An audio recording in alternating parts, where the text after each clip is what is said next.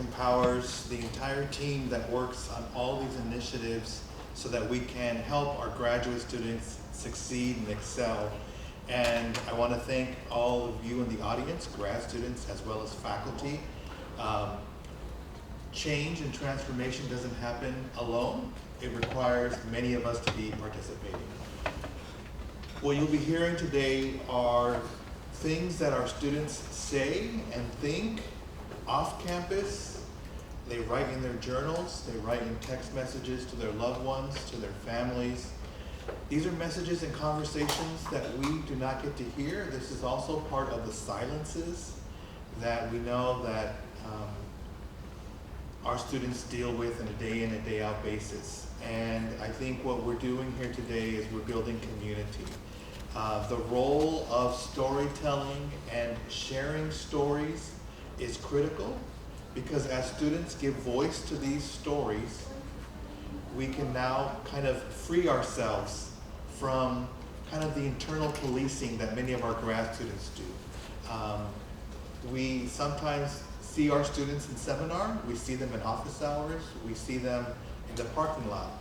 Some of us see our students in the Target and Trader Joe's, right, as we're shopping.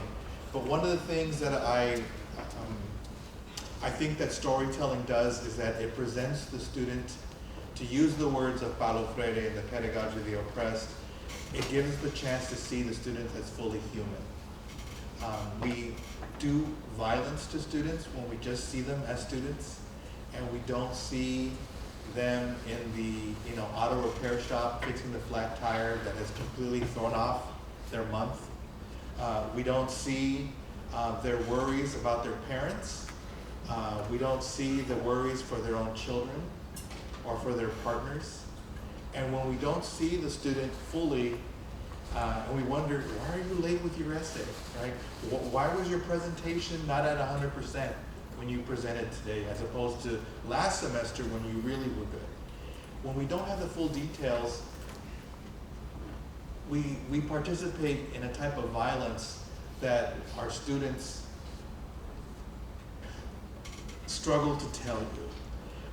And I think when you understand the world that our graduate students, and again, we will have grad students performing these stories. It is meant to humanize the students. And we get busy with our deadlines as faculty. We're on deadlines for reviewing adjunct and reviewing our colleagues and deadlines for grants and for our publications.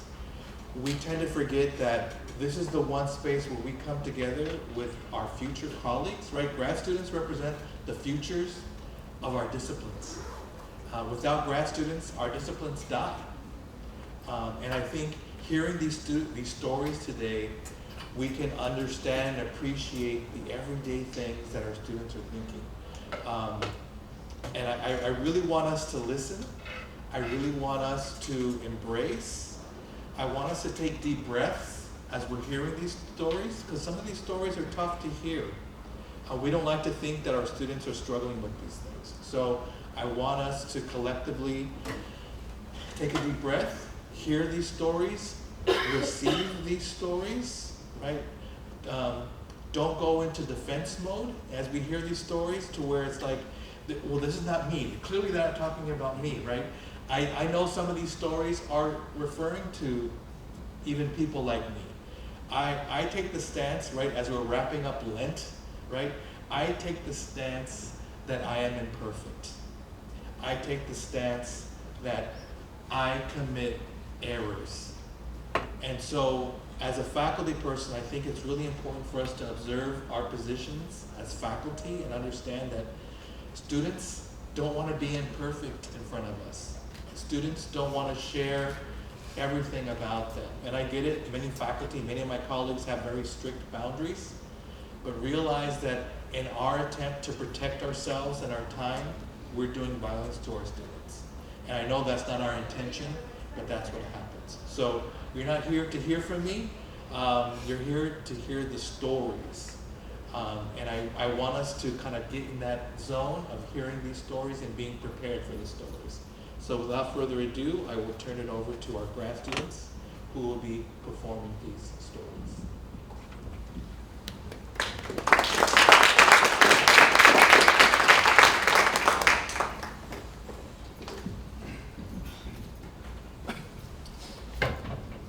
My decision to apply for graduate school was difficult because I did not want to leave my baby. My daughter was born right in the middle of the pandemic. I had been home with her every single day of her life.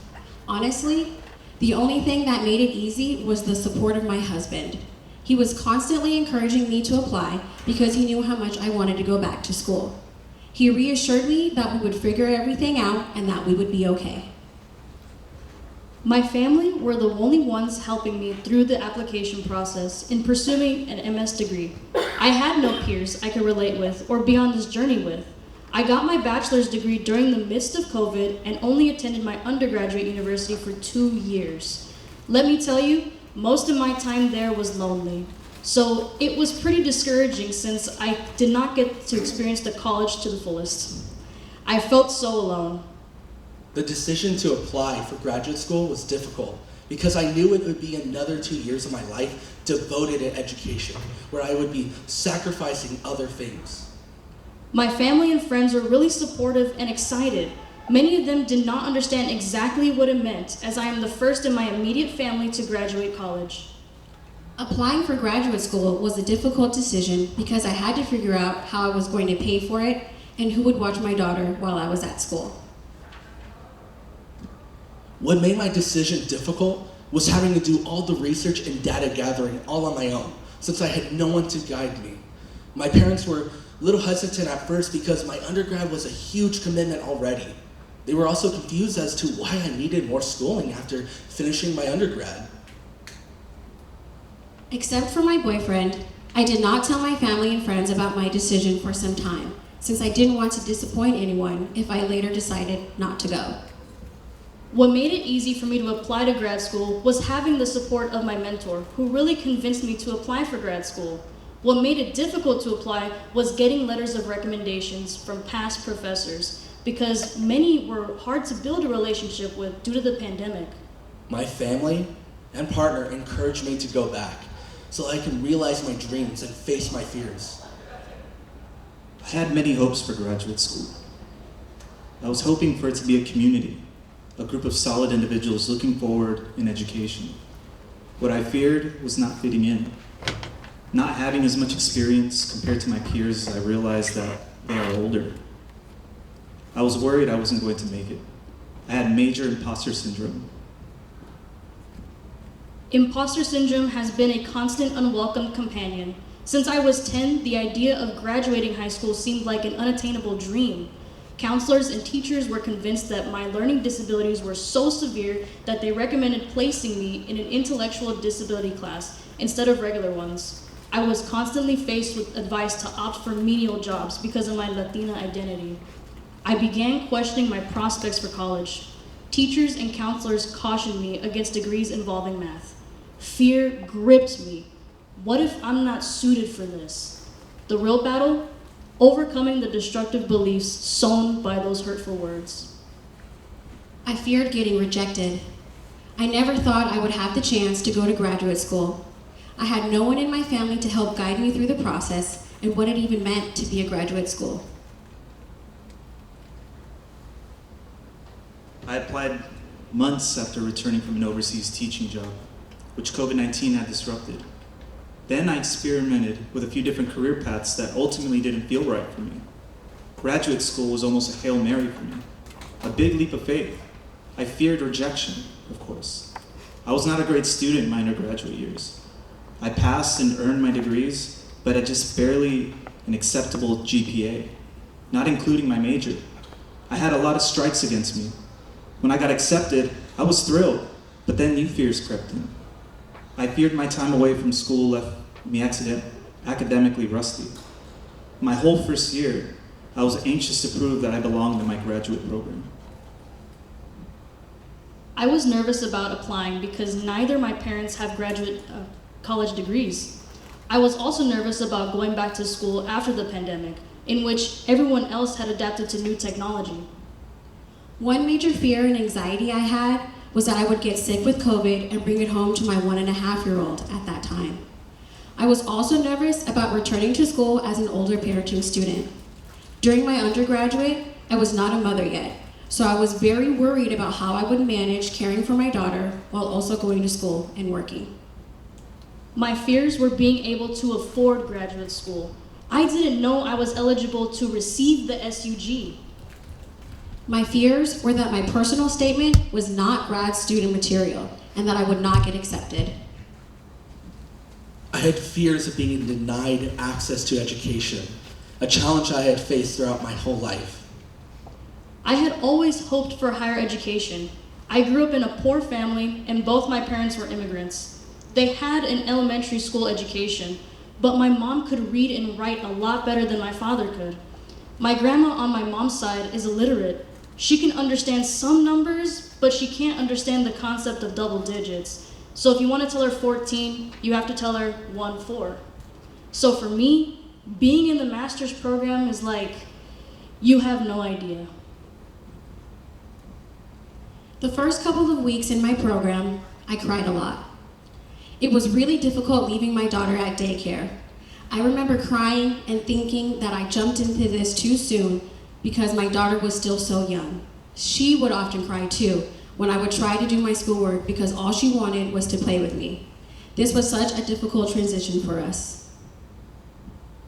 I was homeless and was fighting for support. It was very disappointing how long it took to get that support that I needed. I was terrified that I would be kicked out of the program. I had to take stats, one of my first classes, and I thought for sure that was it. I was gonna fail and get kicked out. When I first started my journey in college, I found myself struggling with multiple math courses. Doubt crept in, and I questioned my decision. I thought maybe everyone was right. Maybe it was too late for me. I even laughed at myself, thinking I must be crazy. But then something clicked. I decided to give it another shot. In my second semester, I found myself thriving.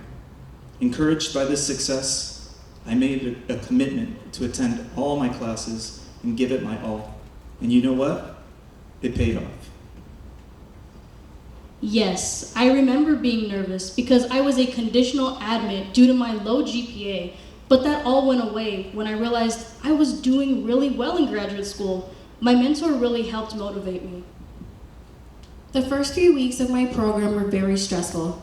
I remember constantly checking Canvas for updates, looking over assignment prompts weeks in advance, and using all of my free time to study.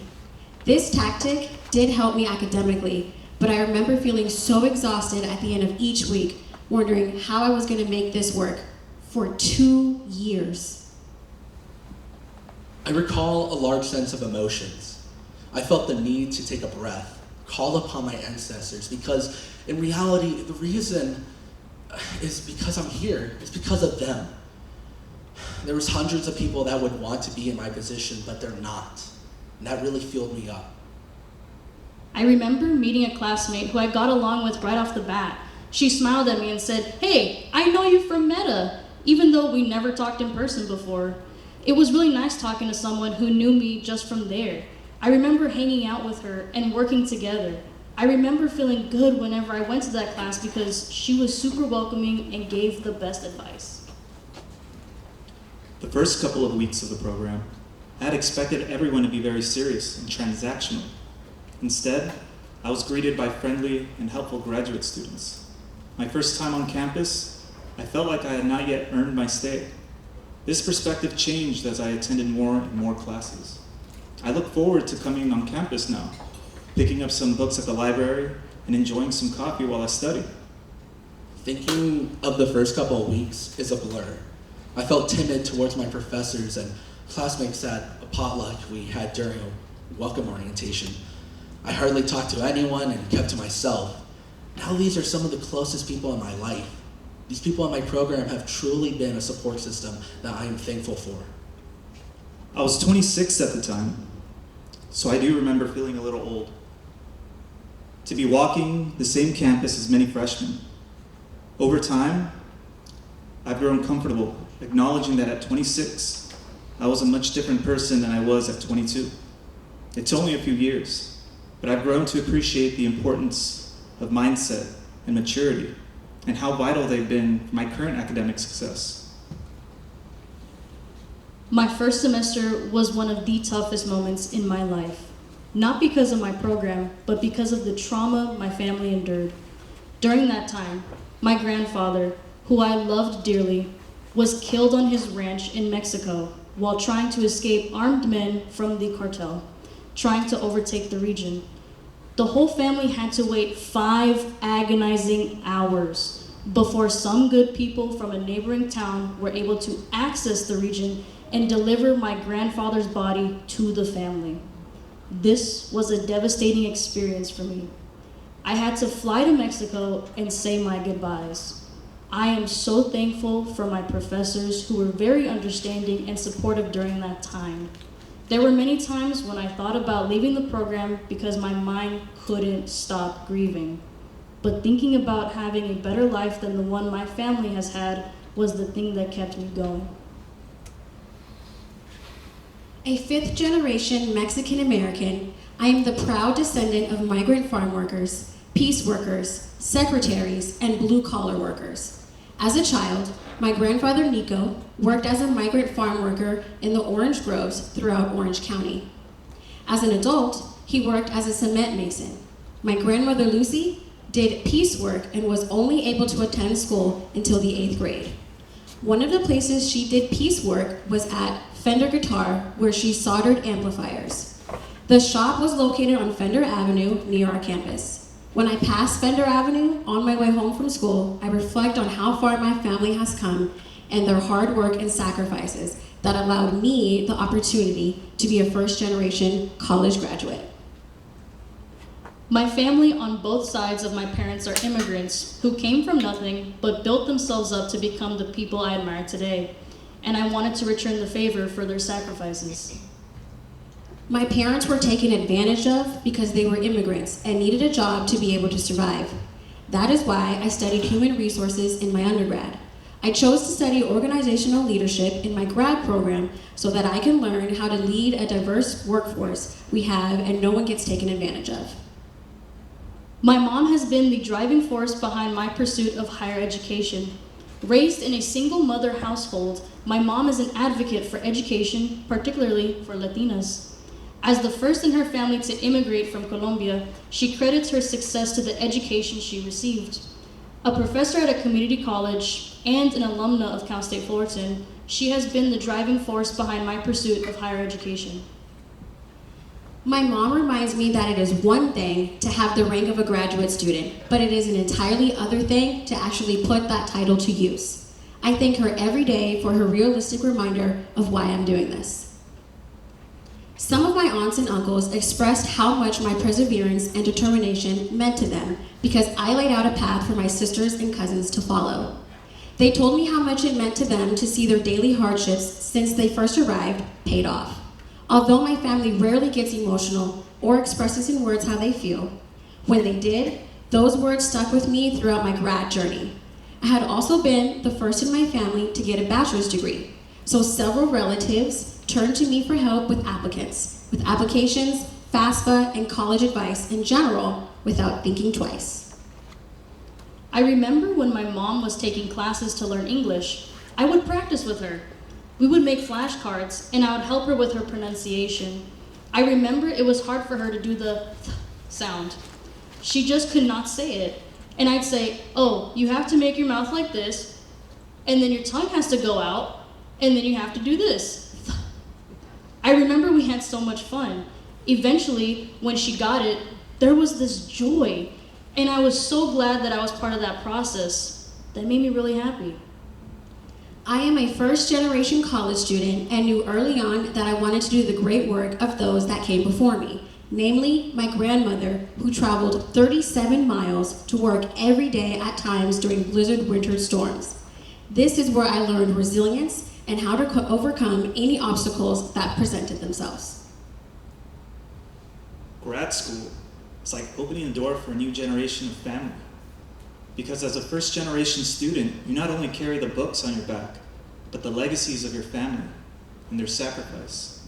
I come from a community of color, a working-class community that wakes up at the crack of dawn and catches 3 buses to work or school. They do everything from yard work to selling in markets to feed their community. Although we face racism, pain, suffering, xenophobia, and institutional violence, even though they try to break us down. They never will. We get up y a luchar. The university never showed me that. That was taught by my parents, my grandfather, and all my raza. What's most rewarding for me is being a prime example of how hard work can benefit my children. They've seen me struggle through papers and upper-level math classes and have served as a great case study for leading by example. All of my kids are exceptional students, with one of them initially failing behind in 5th grade. However, through our collective efforts, she is now thriving. I remember crying in my husband's arms after my daughter finally fell asleep and apologizing to him for being selfish and deciding to go back to school. He would always reassure me that I wasn't being selfish and that I was actually being the opposite. I was going to school to provide our daughter with a better future.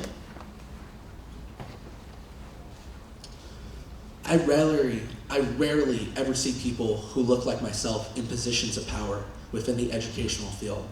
There aren't many men of color within education, and that's why my research interest is in the relationship between education and men of color within higher education. I know there are not many Black Hispanic engineers, so I just wanted to add one to the pool. My cultural background has influenced my academic and research interests. I can see myself in the young Latina students. I can see myself in the first-generation college students whose parents have no idea how to help you navigate the college process, but still expect you to succeed. I love providing them with the listening ear that I did not have when I was in their position. Scientific researchers in first-generation Guatemalan households are about as rare as it gets. My material upbringing made it challenging to find connections, and even afford grad school in the first place. My cultural background, being a first-generation college student, having parents with no education, being homeless, and surviving cancer, has influenced my academic and research interests in graduate school. My research interests are increasing women and girls' accessibility to sports and physical activity, which is influenced by my experiences growing up as a Latina girl in sports where I often felt invisible. As an African American man, born in the 70s, I am proud to be the first in my family to be born after the Civil Rights Movement. I learned how to navigate and thrive in an environment that wasn't initially designed for someone like me. While I have faced discrimination and bigotry in various aspects of my life, most recently in opening a business in the city, I've also had countless opportunities to work with individuals who are curious and open-minded. Their curiosity outweighs the barriers that bigotry can impose. I am proud to be a living example of what Black people can achieve. I love breaking stereotypes and showing the world the incredible things that we are capable of accomplishing. I'm aware that many Latinas lack the same opportunities due to limited educational resources in certain communities. Knowing that about 8 to 10% of Latinas pursue higher education and far fewer are represented in business, I'm driven to make a difference and raise those numbers. Knowing my roots keeps me grounded. It is something I want to take anywhere I go. I feel like I have two worlds I need to make time for, and learning little by little how to juggle them both. I feel like full employment makes me miss out on student life because I have to be at work to make money to survive. I feel like the only time I am on campus is just for class, and I don't have time to be there any longer because I have home life to worry about too. Full employment makes it hard to enjoy school life at times. At the moment, I have 3 jobs, 2 of them on campus relating to my degree. What I learn in my classes, I practice in my workspaces. I work as a career coach and as an educational researcher in the day. In the evening, between 4 p.m. and 11 p.m., I'm a butcher at my local Latino supermarket. No social life. After work, I have no choice but to focus on school. It leaves a lot less time for me to spend on campus and enjoy the college life. It does not allow much time for me to form new relationships or build networks from this experience, which is really unfortunate. It also makes it more challenging to get the classes needed without modifying my working hours. My life is very much school, work, study, and sleep. Do it all over 24/7 every day of the week. My daughter gets sick easily, and I feel like she has a cold every few weeks. My past 2 positions have suffered due to me having to stay home to care for her. This caused me a lot of inner turmoil and self-doubt because I do not like letting people down. I know that staying home to care for my daughter is what I need to do, but there is that lingering awkwardness of having to miss work to do this. It's about setting priorities and understanding what truly matters in life.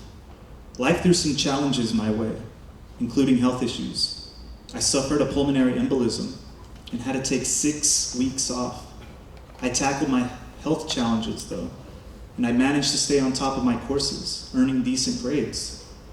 But it's not just about academic success. It's about keeping a balance in life. I have a family, children, a wife, and personal matters to attend to.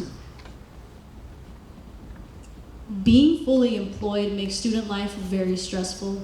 I was very hard to try and balance employment, student life, motherhood, self-care.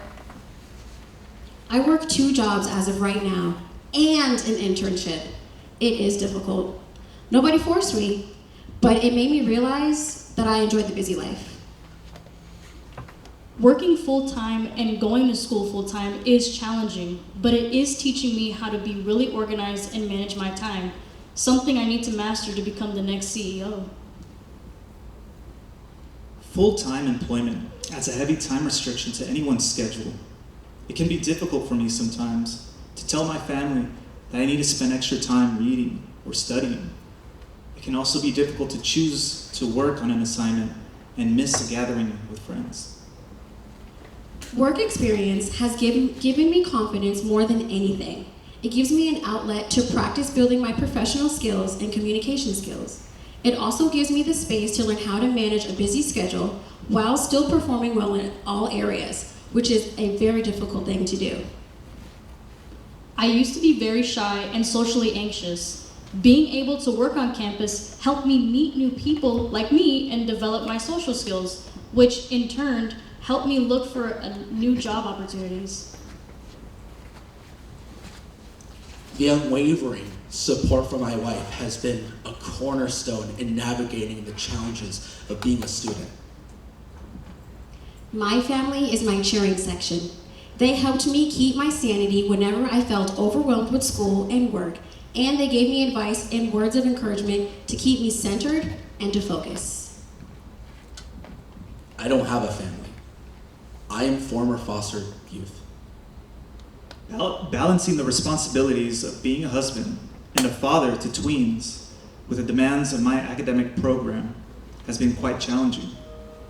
During the first and second semesters, this caused some difficulties at home, but I have since found a better balance. The more I am there for my family, the more supportive they are of my academics pursuits. I make sure to be fully present when they need me, and they understand when I have to focus on my studies. My mom is my ultimate source of support. She's pursuing her PhD while I'm working on my MBA. It's a unique experience as we study side by side, sharing the commitment to our studies, and often sitting together to work on our respective coursework. Family obligations do become overwhelming at times because of the pressure I put on myself. I think being raised in a Hispanic home where the family is everything mentality is encouraged throughout your whole life. It makes it difficult to not feel guilty about missing out on family events. My family is everything to me, and their support keeps me going, but family obligations do make it more stressful. I have been stressed taking care of my mom. I constantly have to choose between doing homework, studying, and being with my family. Having 2 elderly Spanish-only parents does require another level of responsibilities that can be more demanding of my time. My grad journey was challenging because of the responsibility of caring for my younger siblings and the loss of a few family members as a result of COVID complications. It was tough to cope with a loss and continue to balance my grad school responsibilities. In the beginning of grad school, they were upset when I didn't show up for family members and thought I was selfish. They stressed me out bad and made me cry many times. It was hard to get through to them. It took many times that I cried to show them that I needed to be on my own. When I say, no, I can't do it, I'm sorry, I have to go to class, is when they need to respect that. As time passed, they noticed and backed off and actually heard me out. As the big brother to 3 sisters from our single mom, I've spent a good amount of my young adult life being both a big brother and a father figure. The parental chores and emotional labors have often left me exhausted. By the time I have the space to focus on my studies, and I know that many other graduate students come from large families have experienced the same. My family is very supportive, but my mother doesn't drive or speak English, so she relies on me a lot. I am the one who takes her out or takes her to her doctor's appointments, so those obligations made my studies a little difficult sometimes. My family has often boxed me into jobs that would make more money and stereotypical jobs for my ethnic background. While those jobs are where the money is at, my family's tunnel vision of the old world has pushed me to branch out and follow my heart rather than salary. Not to prove them wrong, but to emphasize that there is more to life than just the paycheck, that passion is involved. Family really shaped my college experience. At the time I went to community college, my father stabbed my mom. He went to prison and was eventually deported. That was during my first semester in community college, during finals. That was very overwhelming for me. I began working more full-time to help support my mom. In addition, I had actually gotten married right out of high school. I was just a kid, but I wanted out of my family home. Getting married to my boyfriend was like my ticket out of my house. But then, my husband was upset that I was making more money than he. So things started falling apart. So I dropped out of school again because I had to live on my own and we were going through the divorce. I was in and out of community college for a long time. And then the final time that I was out, I was done. I was done. I wasn't gonna return. And that's when I met my current husband. And he supported my decision to do the master's program. And I didn't even think I was gonna finish my undergrad. There is one huge difference to my undergrad student experience and my grad student experience. I interact with my peers now.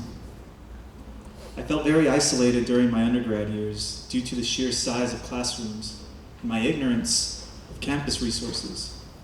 During my grad studies, however, I've been very fortunate to connect with my peers and talk with them.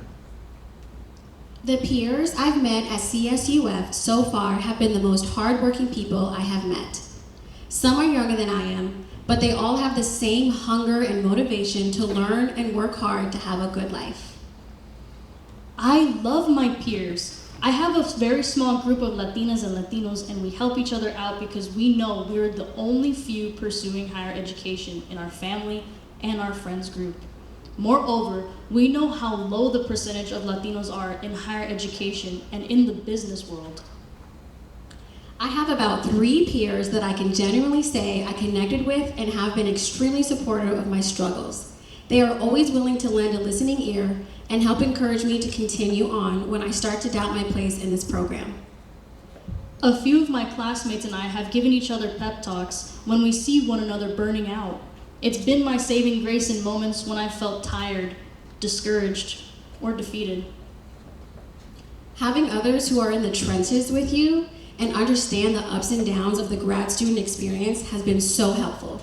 It can be easy to feel like no one understands how difficult it is to be juggling so many important things at once, but remembering that your peers are right alongside you is a great feeling. My peers have provided an invaluable training ground for honing my leadership skills. The majority of them are 10 years younger than me, offering an excellent opportunity to develop my leadership, coaching, and mentorship abilities. It's a benefit that is often overlooked by older students in the programs they are in. Truthfully and disappointingly, my experience in my program has not been great.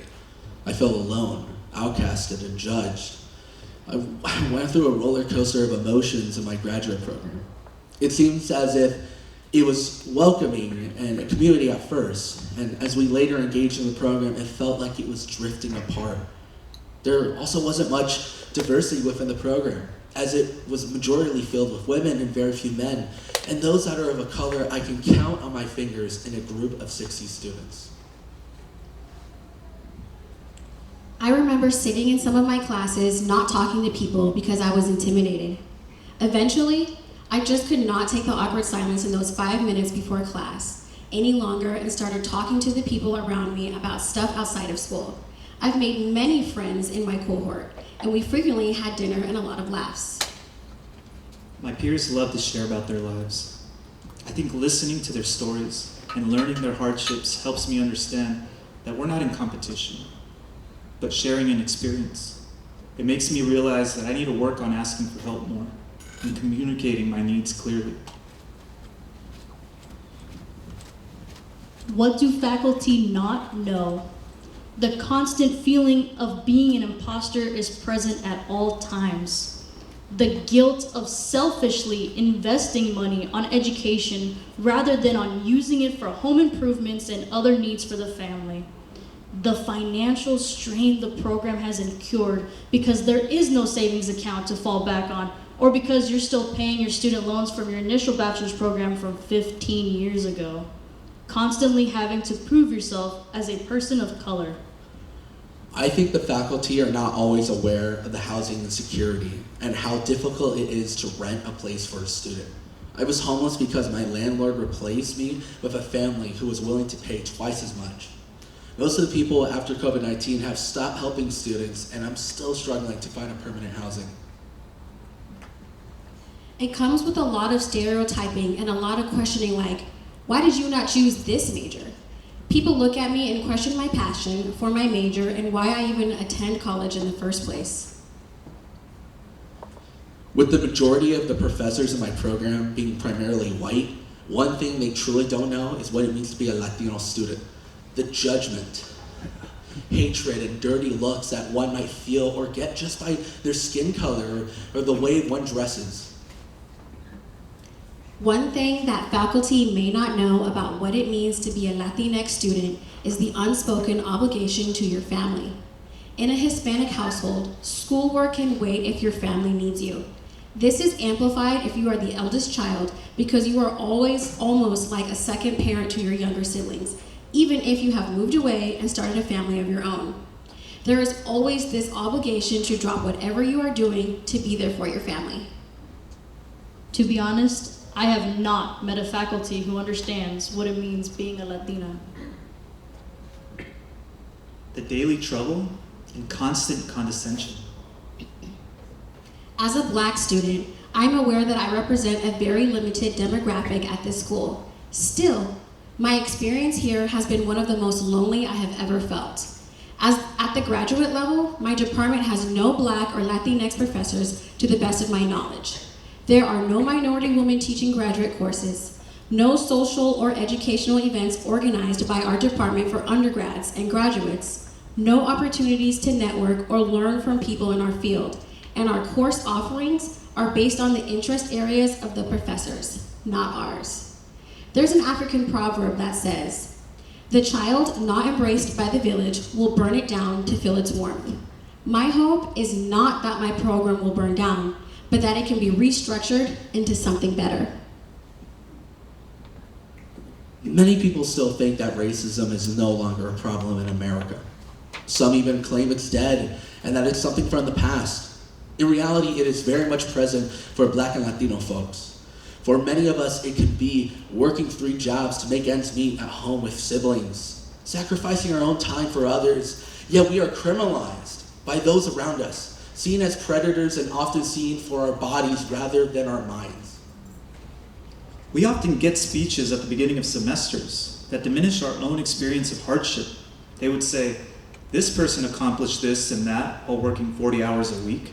raising 4 kids, got A+ in all courses, and completed their thesis in the first year of grad school. Faculty may be inadvertently boiling it down to, if someone else had it harder, then stop complaining you can't do it. But some life traumas persist, and they need to be healed and worked on even while we are attending school. Support in our individual journeys is what we need, not the mold of a perfect student. Please don't ever assume that because we are Black or Latinx, we will have mediocre goals. Many of us may look unsure about what we want to do with our lives, but that's because we have never met someone who has the job or life that we can only dream of. Sometimes it feels like something unachievable and we don't know how to pursue it. This is why it is so important that faculty show us doors we don't even know we can knock at. Do not underestimate our dreams and ambitions. During my undergraduate studies, I had a great Latina mentor who recognized the importance of personal networks in achieving success. Being pioneers in our families, we have limited resources, mentors, and networks, making the process of building professional connections crucial to our success in both academics and in our careers. My mentor has played a crucial role in my development, offering invaluable guidance and the ultimate advice that has significantly contributed to my current position. CSUF feels like home, and the support from numerous professors who genuinely care and provide advice has reinforced my sense of belonging within the CSUF family. One of my professors, a part-time faculty, understood from the beginning. He read my card, pulled my file, and challenged me to unearth my authenticity. He pushed me to find that genuine voice in my writing. His challenge was not about adding more, but evolving and utilizing what was already present, building upon the foundation of who I am. He brought about the best in me, and it was a transformative experience. Some people have no idea the impact their actions may have on students. I went through community college like a ghost. I never made friends or built connections with my professors. I had barely been living here for a year and a half, so it felt out of place trying to get used to a new life, a new country, new language, educational system, etc. Not one of my professors ever talked about resources or ever offered advice to apply for college, so there was never really any kind of support. I felt very isolated and intimidated. I went to talk about my future with a career advisor who, I think she assumed I was undocumented, only gave me options to apply to technical schools. Thinking I had no other choice and not asking for second opinions, I applied to dental hygiene, where I felt very miserable. After dropping out and getting incredibly depressed for failing, I went for help again to a career advisor from community college. She was a wonderful woman who helped me discover what I truly wanted to do and gave me options. She taught me how to research for colleges. She told me how FAFSA could pay for my college tuition. She connected me with academic advisors. She showed me all these other doors I could go and knock at. Validation is key, and I thank every professor that has done that for me. Not believing in deficient thinking and telling us to learn about our mistakes and not criminalize us for it. I think that having a professor who believes in you is one of the best kinds of intellectual validation you can have during your studies. They've helped me with affirming that I do belong here. They haven't reached out to me, to be honest. My mentor has been a huge help in my journey thus far. She has helped me think of endless academic goals for myself, such as PhD and studying abroad. Having her there to answer my questions has truly been appreciated. I'll never forget that near the end of my undergrad years, one professor really impacted me emotionally during my low point. Struggling with school, work, family, relationships, and my own mental health. I was discussing my poor attendance with my professor when he simply asked me if everything was okay at home. I spent most of my undergrad studies feeling isolated, like I was the only one looking out for my studies. I felt ashamed, needing help, and did not believe the professors were there to help me, but judge me. It had been that way in my high school. When this professor simply asked me about my well-being, it shook my perspective on the mentoring role of professors and my own ability to admit when times are tough. Then he helped create an academic plan for how I was going to succeed for the remainder of his class. Such care for student well-being, understanding, and flexibility are key to encouraging student success. Sometimes I feel like being a parent hinders my ability to succeed in grad school. I contemplated early on whether I should tell my classmates and professors about my daughter, but I ultimately decided that being a mother is a huge part of who I am, and I was not going to hide it. There's a tendency for Black individuals to code switch in order to appear presentable and acceptable. Clearly, I'm not a thug, a rapper, or a hip-hop personality, but the city swag is undeniably a part of my personality. It's inherent to who I am. This underscores the importance of being genuine and embracing one's uniqueness. I have felt I have had to hide the fact that I have a learning disability, and that my peers would not accept me if they knew I struggled academically and professionally to find stability. There is a mental burden for those who repress themselves or shape their personalities to appease each individual around them. At times, I do feel that having an online program benefits me because I am constantly judged by my looks and my accent when I speak. I am able to express myself better in writing than in person. I am proud of who I am, but it is just a bit harder to prove who you are to others who do not understand you or have a similar background to yours. I feel like there aren't many opportunities for me to show my identity unless I venture into other areas outside of engineering, such as art or language. It's been the opposite, actually. I have been opening up more about my identity and being comfortable sharing that I am an immigrant. I've learned to never be afraid to show where I come from. After so many doors that have been closed in my life, I've learned to knock them down. I am loud and proud of my heritage. It's what makes me different. A LatinX and Punjabi mix is something unique to me that should not be hidden from the world. The real me is interesting, inspiring, an anomaly and grateful, fun and competitive, and swaggy. What's not to love? Being able to share my culture and identity with people who are open-minded has been a blessing. It allows me to talk about myself and my culture in an academic light and has guided my research into new directions. It influences the way I see or change my form of teaching in the classroom. At the university, the diversity in campus policies add some freedom to not worry about hiding any part of my identity. Outside of the university, racism and discrimination continue openly and inconspicuously. When I was younger, I was doing a lot more code switching within my environments. However, I have started to embrace all the different versions of me. I am now showing up for myself and as myself. My children, my family, and my wife are the driving force of my life. There is a lot riding on my success, and I am driven by the anticipation of the opportunities that await me.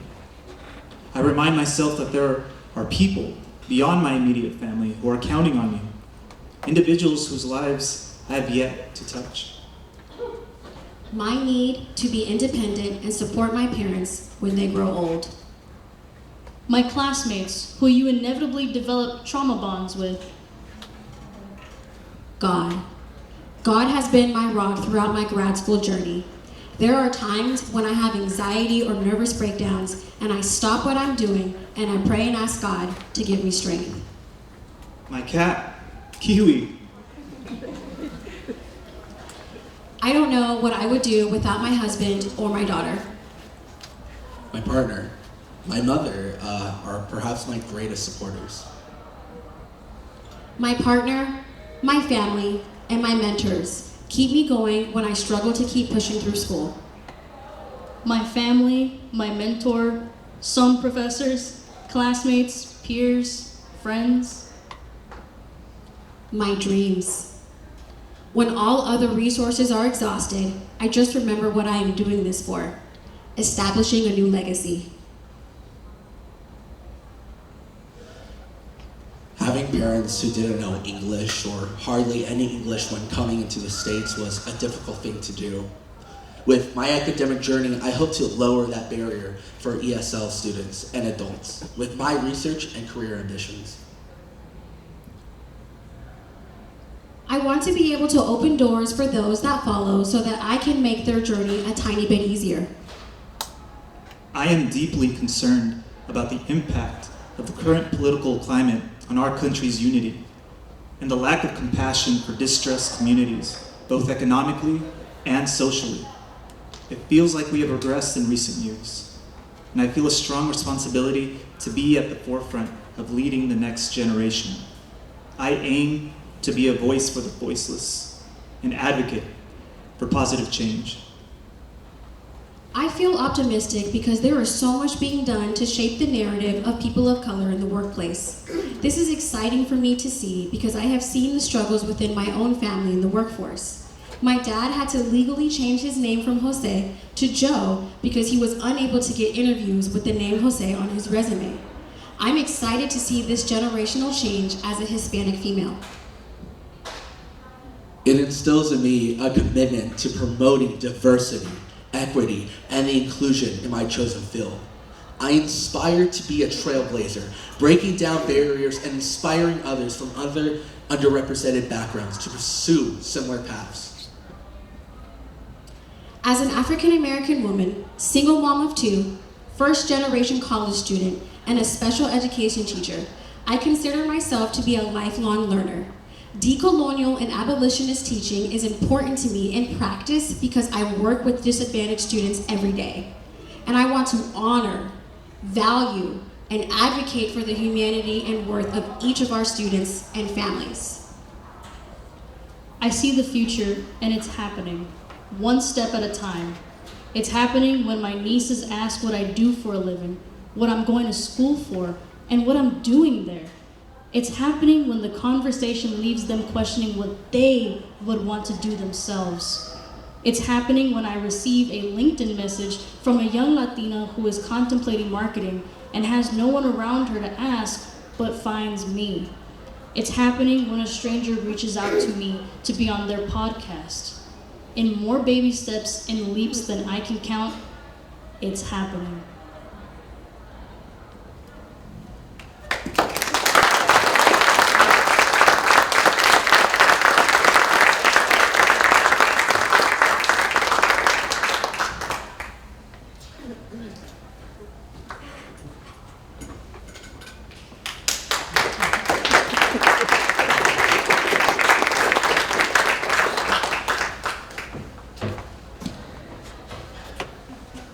Deep breaths, right? Deep breaths. I think this should be kind of a rallying for us in terms of having departmental conversations about how we engage our students, what spaces we create for our students.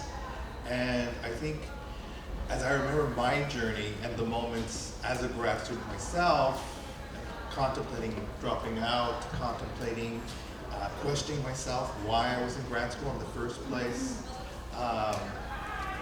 This is good to hear these stories, and it's bad to hear these stories at the same time because they're almost the same stories. But I think when we talk about why this matters, I want all of you as colleagues and as grad students to think about how do we normalize these conversations and have these conversations out loud, because I think we no longer can say we don't know. We now have a room of about 50-ish people here who have heard these testimonials, right? When we think about the testimonial history, we think about the 1980s and Rigoberta Menchú. And part of what her sharing a story, and a difficult story, was that it made people do things, right? What did her story unleash? It, besides unleashing a Nobel Prize for her, it also unleashed for us sanctuary cities and people holding the line for Central American refugees. What have these stories done for us today, right? We can start thinking about our curriculum, right? Many times faculty, we're the keepers of the faith and we hold the discipline's future. But sometimes transformation has to happen and sometimes we're outdated, right? And that's okay, that is okay. And it's through these conversations, these difficult conversations, where we can start thinking about how do we create these spaces? How do we, when we advise our grad students or check in with our students during seminar, how do we say, how are you doing, right? Those simple, we're not asking for, radical transformation. These are small steps that departments can do to help our grad students. How are we making community for our students, right? Many times when we're writing grants and we think about the Mellon grant that Chicano Studies got a few years ago, and one of the conversations we had was, how do we build community, right? How do we think about the needs that our students have to have a moment to build community? We assume, right, we have like checklists, right, PowerPoints. While you're here, please network, please build your professional contacts, right? And we kind of throw it out there like it's a list, and instead, transformation and change is an action, right? Long-term action and everyday action. And I want us to think about the growth. When I see the grad students, especially the Meta, the different PPOHA grad students, it's amazing to see them flourish. But a lot of it is because they have community and they have mentorship. And I know a lot of us here in the room do that mentorship. I see my colleague, the librarian, Barbara Miller, and we forget that faculty, we don't have to do all the work. We can actually call upon our librarians, our counselors, our adjunct, right? So this is something that is transformational in terms of how do we re-envision graduate school, right? And many times, I see this with my colleagues, they do the same bad practices that they experienced in grad school, right? Faculty dumping on grad students, faculty berating grad students, faculty humiliating grad students. And they're like, well, that's how I learned. And I think what we're hearing today in these stories is how do we break that cycle, right? We don't have to be abusive and say, I'm making my grad students strong. You can actually make grad students strong, similar to taking care of a plant. You water it, you nourish it, you take care of it, you make sure it gets sunlight.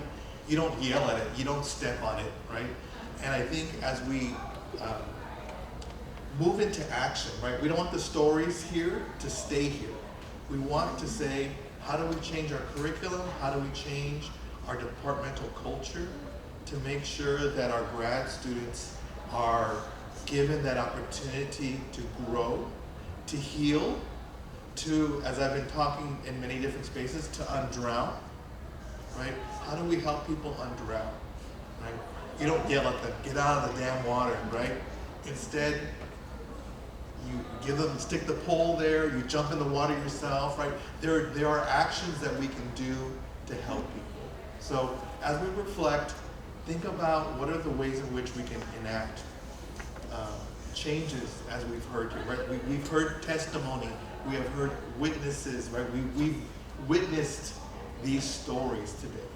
So as we carry these stories, how do we transform the spaces that we're in? And I think, again, I'm amazed by our performers who have to carry stories that may have been similar to their own stories, which is very difficult to do. And I applaud you for being able to get through it. I couldn't get through your stories. I'm in a mood right now, so this is very important to hear these stories. So I want to thank everybody. Thank Volker for going through the narratives and building the stories, building the PowerPoint. This is something really powerful in terms of a something that we can point to and say, this is why we're doing the work, right? Many of us, especially mid-career faculty, we're kind of in that rut. This should be our call to arms to say, you know what, we don't have time to be in a rut. We have to get to helping our students get through. So I want to thank everybody for being here. I know this is a busy time, but right before spring break, I appreciate everybody here. I appreciate the work that Volker and Catherine and everybody in grad studies that have been doing their work. For the grad advisors that I see here, for the faculty that are here, I appreciate. For those grad students who are in this space, I appreciate that, because we have to say, you know, we could be in other spaces and places, but we've committed to this. And this is a community here, folks. We have survived and went through a ritual and a ceremony of hearing these stories, and now we can say, you know what? I see you, I see all of you, let's get to work. So this is about getting to work and finding hope. So I appreciate all of you, and thank you, thank you, thank you.